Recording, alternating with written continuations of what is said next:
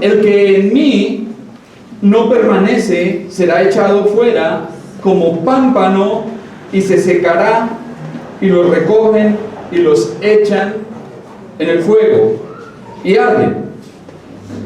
Si permanecéis en mí y mis palabras permanecen en vosotros, pedid todo lo que queréis y os será hecho.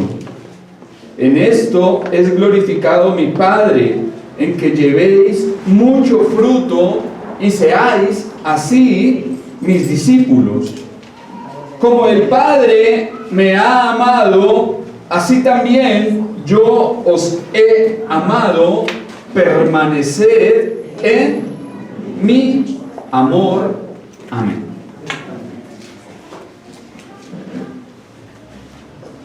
Observamos que en el contexto nuestro Señor ha venido utilizando una ilustración, y es la de la vid y los pámpanos. Nuestro Señor dice: yo soy la vid verdadera, mi Padre es el labrador, vosotros sois los pámpanos, o esas ramas que unidas a mí llevan frutos. Vimos el domingo anterior que nuestro Señor dijo: porque separados de mí nada podéis hacer. Y hablábamos de que este texto es lo contrario a Filipenses 4:13, que dice: todo lo puedo en Cristo que me fortalece. Si permanezco en Cristo, si estoy en Él, si mi posición como creyente es en Cristo, de Él recibo la fortaleza, de Él recibo la vida y todo lo necesario para llevar a cabo mi carrera cristiana. Pero si me aparto de Él, ¿qué puedo hacer? Nada. No hay nada. Y decíamos que todo lo que se haga separados de Cristo es fracaso. No trasciende a la vida eterna. No importa para Dios. Puede uno decir hacer muchas cosas, muchas buenas obras, alimentar multitudes, sanar enfermos, ayudar, participar en obras de caridad. Pero si todas esas obras no se realizan en Cristo, si no se hacen en el Señor, son trapos de inmundicia para Dios. Las únicas obras que cuentan y las únicas obras que valen son aquellas que se dan en Cristo. En Cristo. De manera que observamos en el versículo 6, dice el Señor: el que en mí no permanece será echado fuera como pámpano y se secará, y los recogen y los echan en el fuego y arden. Aquí encontramos las consecuencias terribles de no permanecer en Cristo, de negarse a vivir la vida de fe en Él. Y por medio de esta tremenda figura, el Señor va a describir el fin de aquellos que no permanecen en Él. En la primavera, los labradores podaban las vides, y después de secarse las ramas, se juntaban y se quemaban. Y así será con los falsos cristianos estériles y muertos, separados de Cristo. Si ese pámpano, si esa rama, ese gajo o sarmiento no está unido a Cristo, recibiendo de Él la vida y todo lo que necesita para llevar ese precioso fruto, ¿qué le ocurre? Es cortado. Y después de ser cortado, ¿cuál es su fin? El fuego. Arder, ser quemado. Y así ocurrirá a todos aquellos que, aunque parece que estuviesen en Cristo, realmente no lo están. Porque sabemos que un cristiano verdadero debe producir fruto, debe llevar fruto, como lo hemos venido observando en este estudio. Todo cristiano verdadero, todo creyente verdadero debe estar llevando fruto, y no solamente fruto, sino mucho fruto, fruto abundante. Pero si no está produciendo, si no está fructificando, si está ocioso, es porque seguramente no está en el lugar correcto, no está en la posición que debe estar, y esto es en Cristo. Aquellos que dan la espalda a Jesús y no producen para su gloria, terminarán en el fuego eterno. Y estas son palabras terribles que demuestran las graves consecuencias de no permanecer en Cristo. Ahora, es importante aclarar que en estos casos la gracia no es verdadera ni auténtica, sino falsa. Este pasaje, este versículo 6, ha sido motivo de muchas discusiones. Algunos dicen, no, pero es que mire, ahí la Biblia enseña que un cristiano, un creyente verdadero, un hijo de Dios se puede perder. Pero eso es contradictorio a otros pasajes. ¿Recuerdan que hablábamos en Juan capítulo 10, versículo 27, cuando el Señor habla de sus ovejas?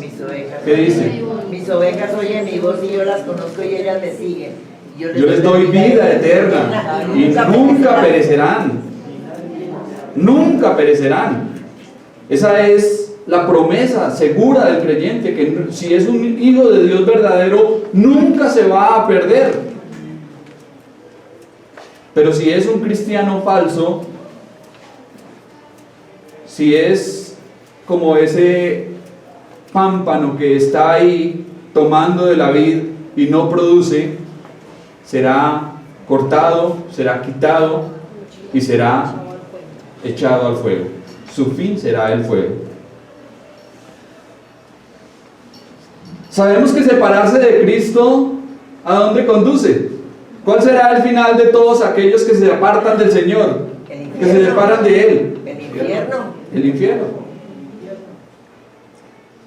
Aunque no debemos forzar los detalles de esta enseñanza demasiado, recordemos que la idea principal y esencial es la fructificación del creyente que está en Cristo. Ese es como el propósito principal de esta enseñanza. Entonces no se puede sacar aquí, coger y extraer este versículo del contexto y formar una doctrina diciendo que es que un creyente se puede perder, porque pues en la palabra de Dios no hay contradicción. Entonces debemos de tener en cuenta esto. Versículo 7. Si permanecéis en mí y mis palabras permanecen en vosotros, pedid todo lo que queréis y os será hecho. Nuestro Señor aquí continúa con el tema de la morada mutua en Él. Cristo en el creyente y el creyente en Cristo. Vuelve a invitar a sus discípulos a permanecer en Él. Por consiguiente dice, si permanecéis en mis palabras y mis palabras permanecen en vosotros, pedid todo lo que queréis y os será hecho. ¿Qué será esto de que nosotros permanecemos en las palabras del Señor? ¿A qué se está haciendo referencia? La obediencia. A vivirlas, a practicarlas, a obedecerlas, a hacer con nuestras vidas lo que Jesús nos pide. Eso es permanecer en las palabras del Señor. Ahora, que las palabras del Señor permanezcan en nosotros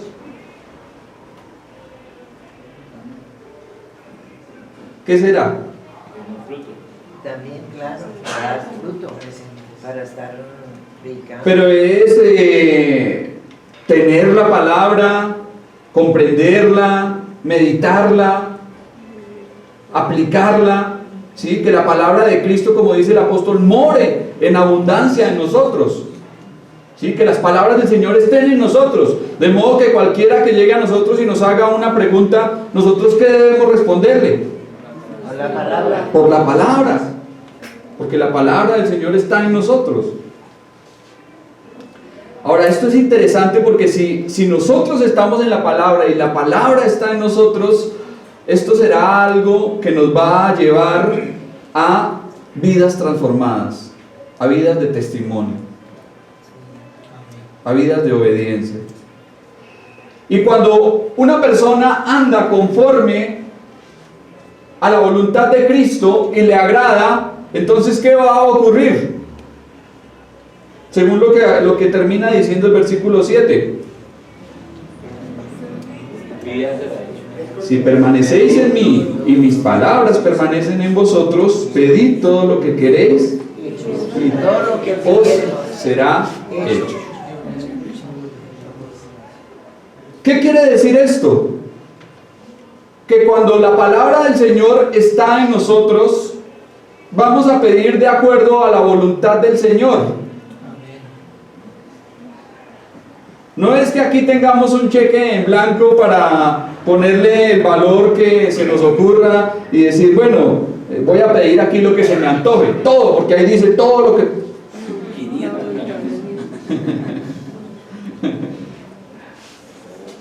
No, no se trata de eso, se trata de pedir de acuerdo y conforme a la palabra del Señor, conforme a su voluntad, conforme a su propósito.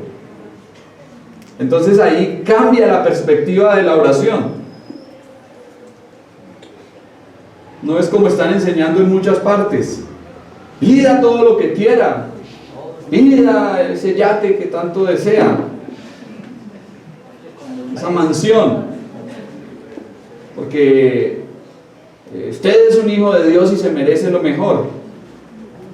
Pero eso no es lo que está diciendo la palabra acá. Es que debemos de pedir, antes se nos había dicho que todo lo que pidiéramos de acuerdo a la gloria de Dios.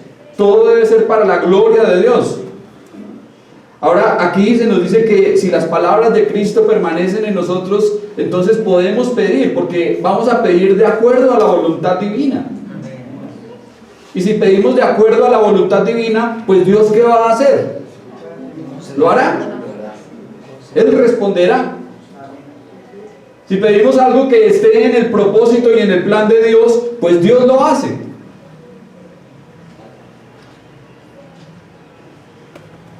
Entonces es importante pedir, pero pedir bien. Ahora, ¿quiénes serán esos hombres cuyas oraciones son más eficaces? ¿Quiénes serán aquellos a quienes Dios escucha? A quienes obedecen, a quienes practican la justicia y a quienes están más unidos a Cristo, que permanecen en Él. Aquellas personas que viven una vida de comunión con el Señor por medio de la oración y por medio de su palabra, son aquellas personas a quienes Dios escucha. Es interesante leer la biografía de George Mueller. Dice que en cierta ocasión este hombre iba de un lugar a otro y era un viaje en barco. Y el hombre debía llegar a su destino a cierta hora y en cierto día, porque debía hacer algo importante allí para la obra de Dios. Y se asomó a la parte del barco donde se ve todo, y el capitán le dijo: es imposible que lleguemos allá a esa hora y en ese día con las condiciones que puede observar está el clima. Dice que en ese momento George Mueller se arrodilló, cayó de rodillas, y al verlo el capitán del barco se arrodilló con él. Pero George Mueller le dijo: no lo haga, por 3 razones. Primera, usted no cree, y si no cree, ¿para qué ora? La segunda, yo ya oré. Y la tercera, Dios ya lo hizo. Dios ya lo hizo. Y el capitán salió corriendo nuevamente para ir a mirar qué había ocurrido, y dice que se había despejado todo y estaba una paz impresionante, de modo que pudieron llegar a donde debían llegar, el día que debían llegar y a la hora que debían llegar. Para el Señor nada es imposible. Si entendiésemos que la comunión con Cristo y la unión a Él es importante para que nuestras oraciones sean eficaces, seguramente dejaríamos de orar mal, dejaríamos de estar pidiendo por tantas cosas vanas. No nos ocurriría lo que dice Santiago: pedís y no recibís, porque pedís mal. Muchos no reciben porque no piden nada, y otros tampoco reciben porque piden mal. Pero qué bueno sería que siempre que nos arrodillásemos a orar, tuviésemos la certeza, la convicción, como estos hombres del pasado, de que Dios nos va a responder. Y así su respuesta sea un no, porque Dios todas las veces no dice sí. ¿Recuerdan la oración de Pablo? 3 veces específicamente le he rogado al Señor que me quite ese aguijón de la carne, y las 3 veces el Señor me ha dicho: bástate mi gracia. Bástate de mi gracia, que lo tenía todo. Bástate de mi gracia, porque mi fuerza perfecciona sus debilidades. No siempre Dios responde que sí, no todas las veces Dios dice sí, pero muchas veces un no es mejor que un sí y nos conviene más. Pero si queremos orar eficazmente, si queremos que nuestras oraciones sean poderosas, sean exitosas en Dios, debemos pedir conforme a la palabra de Cristo, conforme a su enseñanza, conforme a su doctrina. Permanecer en Cristo no se trata de religiosidad, ni tampoco de algo fantasioso o místico, sino de dejar que sus enseñanzas afecten nuestras vidas para bien. Permanecer en Él es que la enseñanza del Señor actúe en nuestra vida. ¿Sí? Yo puedo saber mucho acerca de Cristo, pero si no obedezco, si no vivo en su enseñanza, pues no estoy permaneciendo en Él. Si no dejo que la enseñanza del Señor moldee mi vida. Hay personas que dicen: es que yo soy así, a mí no me cambia nadie. Pero si es un cristiano, ¿cómo así? Debería estar siendo moldeado por la palabra del Señor.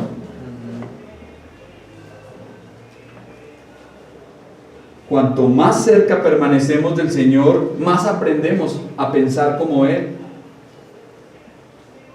Y si pensamos como Él, vamos a pedir en su voluntad, y Dios lo va a hacer para su gloria. Amén. Versículo 8. En esto es glorificado mi Padre, en que llevéis mucho fruto y seáis así mis discípulos. En esto hace referencia a la permanencia en Él y a las oraciones contestadas. Dios se glorifica respondiendo la oración de aquellos que están en Cristo.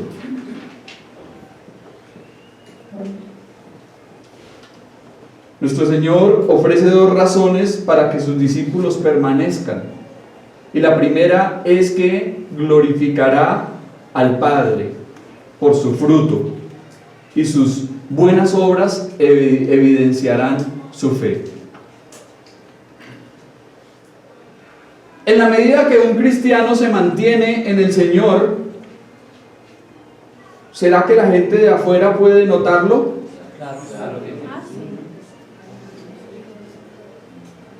He escuchado de muchos que se han convertido y la gente les ha dicho: oiga, pero ¿usted qué le pasó? Le dicen los amigos: lo perdimos definitivamente. Hay algo en usted que no tenía. Mire, ya no dice groserías, ya no toma cerveza como antes, ya no le pega a su mujer, ¿sí? Ya no es el mismo patán de antes. Algo ha pasado en su vida. ¿Qué fue? ¿Qué fue lo que pasó? Entonces, no es que yo ahora creo en Cristo, es que el Señor me salvó. Se convirtió al Señor. Ahí empieza el bullying, ¿no?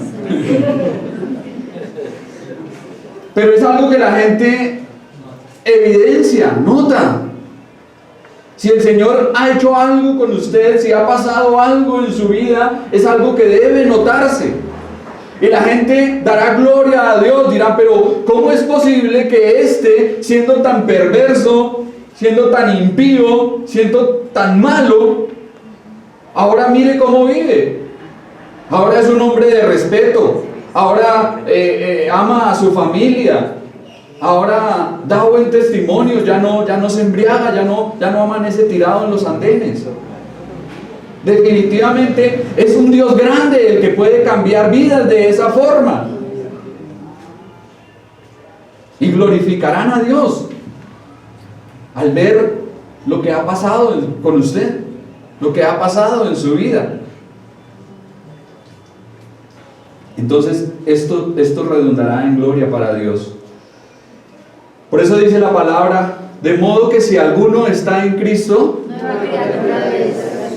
nueva criatura es. ¿Qué será eso de ser nueva criatura? Algo completamente diferente y distinto a lo que fue. Nueva criatura es. Las cosas viejas pasaron, he aquí, todas son hechas nuevas. Y eso deberá ser evidente y notorio para la gente del mundo, para la gente de afuera. Otra razón para que los creyentes permanezcan y den mucho fruto es que al hacerlo manifestarán ser genuinos seguidores del Señor. Por lo tanto dice: y seáis así mis discípulos. Entonces, ¿los discípulos del Señor hasta este momento habían sido discípulos? ¿Ellos habían sido discípulos o no habían sido discípulos? ¿Sí o no? Sí. No, pero ya llevaban aquí 3 años andando con Cristo. Sí, ya los discípulos. Entonces, ¿por qué el Señor les dice que seáis así mis discípulos?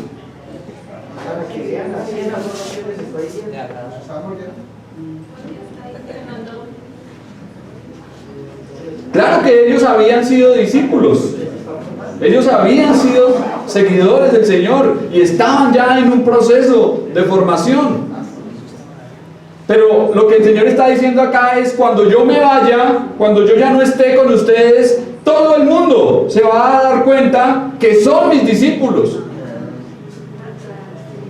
Por su forma de ser, por su vida, por su amor mutuo, por el fruto del Espíritu, por todo lo que hagan, la gente se va a dar cuenta que ustedes son míos y que yo estoy con ustedes. El discipulado. El discipulado. Ahora, ¿qué debe ser un discípulo? ¿Será que el discípulo es solamente creer y ya no más? ¿Soy discípulo de Cristo y ahí termino? Debe ser un crecimiento dinámico, creciente y constante. Es decir, que así como la fe cada día debe ir en crecimiento, igual el discipulado cada día debe ir en madurez y en fructificación. No es para estancarse. El discípulo no puede estancarse, no puede decir yo creí y estoy ahí y no he hecho nada, pero sin embargo he creído. No, eso no debe suceder. Todo el tiempo debe ir en crecimiento. Todo el tiempo debe ir en crecimiento. Si usted ha nacido de nuevo, si usted está unido a la vid, si usted permanece en Cristo, si la palabra del Señor permanece en usted, usted debe ir en su vida cristiana en crecimiento, llevando fruto, más fruto y mucho fruto. No como una vecina que tenemos que dice ser cristiana y tal vez asiste a la iglesia del pastor, pero del pastor López, porque en diciembre baila más que un trompo y eso hace unos escándalos y hace parranda vallenata y unos jolgorios y unos desórdenes terribles en una casa. Sin embargo, ella dice que es cristiana. ¿Qué clase de testimonio está dando esta mujer al decir que es cristiana, haciendo esas cosas? ¿Será que la gente glorifica a Dios con su testimonio? De ninguna manera. O bien podemos que Dios sea glorificado con lo que hacemos, o que el Evangelio de Cristo sea blasfemado, que la palabra de Dios sea vituperada y que Cristo sea pisoteado. Con nuestra forma de vivir podemos que la gente diga, uy, qué bueno ser cristiano, yo quiero ser como ellos porque ellos tienen algo bonito, son gente correcta, son gente de palabra, de buen testimonio. Vale la pena hacer un negocio con un cristiano porque es gente seria.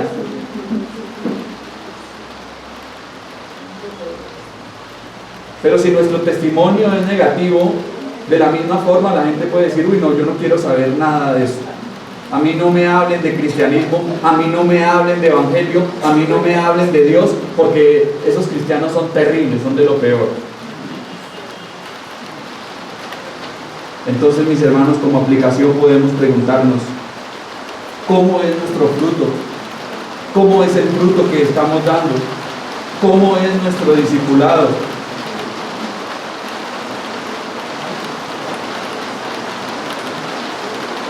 ¿Va en crecimiento? ¿Vamos cada día hacia la madurez cristiana? ¿O vamos?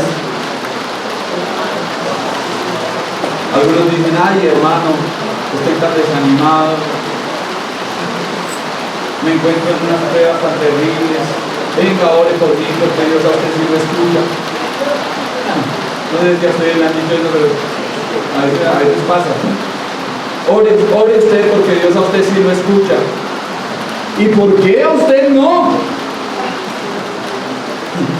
¿Por qué a usted Dios no lo escucha? ¿Se ha preguntado por qué Dios no lo escucha? Porque tiene tiempo para otras cosas, porque se la pasa en otras actividades, porque su prioridad son las cosas del mundo, porque no dedica tiempo para arrodillarse y pedirle a Dios, porque no dedica tiempo a su palabra. Entonces por eso Dios no lo escucha, porque no tiene comunión con Él. Todo eso aquí tenemos gran aplicación, hermanos, gran aplicación. Versículo 9. Ahora sí tengo tiempo porque se puso a llover. Iba a predicar hasta el versículo 9, pero ahora vamos hasta el 15.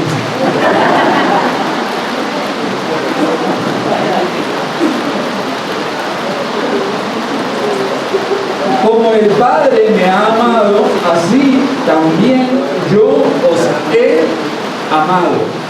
Permaneced en mi amor.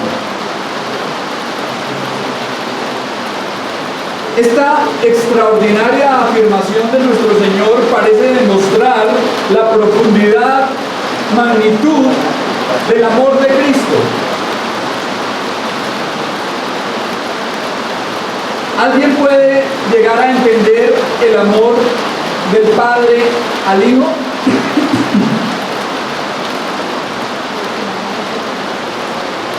¿Usted se imagina cómo es el amor del Padre por su Hijo Jesucristo? ¿Cómo lo amará? Eso debe ser algo impresionante, que sobrepasa nuestra capacidad de entendimiento. Pues ese mismo amor es el que nuestro Señor está diciendo acá que tiene por sus discípulos, por aquellos que creen en Él, por aquellos que le siguen.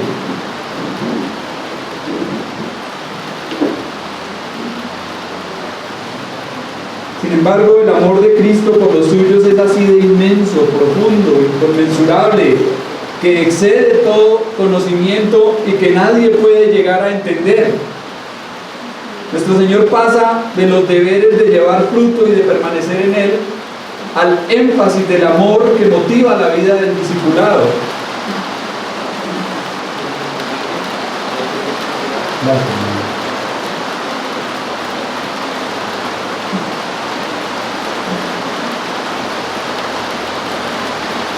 No, ahora me trajeron agua, ahora sí vamos hasta las 2.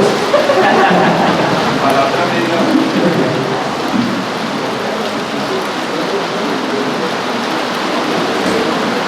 ¿Cómo es el amor de Cristo por los suyos?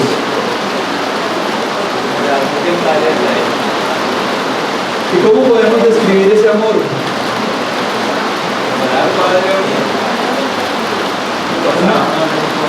Un amor vasto, profundo, que no se puede medir, un amor que sobrepuja todo entendimiento, como cantamos, que va más allá de nuestro entendimiento. Y cuando usted entiende que el Señor le ha amado de esta forma, ¿qué debe hacer? ¿Qué puede hacer? A ver, vamos aquí, estamos aquí. Tranquilos, no se preocupen con lo que está pasando.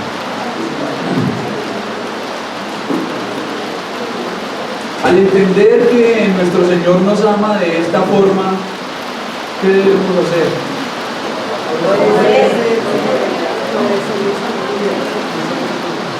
Y responder a ese amor. Responder a ese amor. Por lo que el Señor recalca, permanecer en mi amor. Ya les ha dicho, permanecer en mí, permanecer en mis palabras. Ahora les dice, permanecer en mi amor.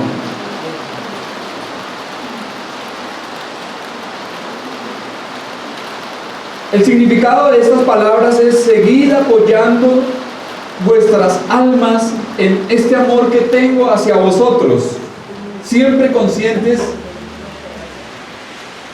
de ese amor. Sigan apoyándose en mí porque yo les amo. Es lo que dice Cristo acá. Apóyense en mí. Yo soy su mejor amigo. Yo soy su vida. Yo soy su todo. Permanezcan en ese amor que les doy, que no es cualquier clase de amor. Es un amor tan grande como el Padre me ama.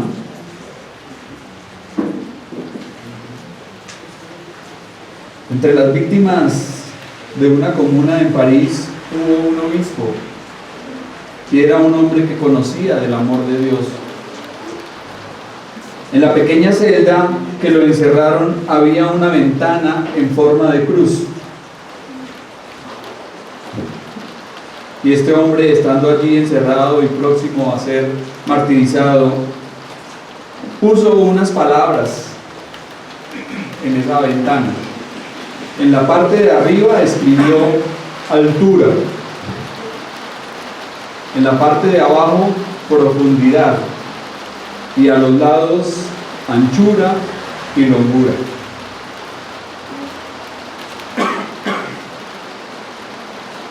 Es decir que en ese momento en que estaba en esa prisión, en esa celda, a punto de morir, este hombre no desconfió del amor de Cristo.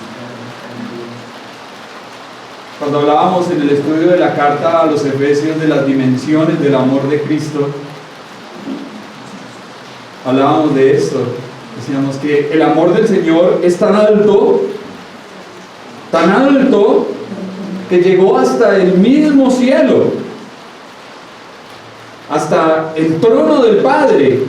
Allí entró nuestro Señor Jesucristo llevando la señal de lo que le ocurrió, las marcas de lo que le ocurrió en la cruz,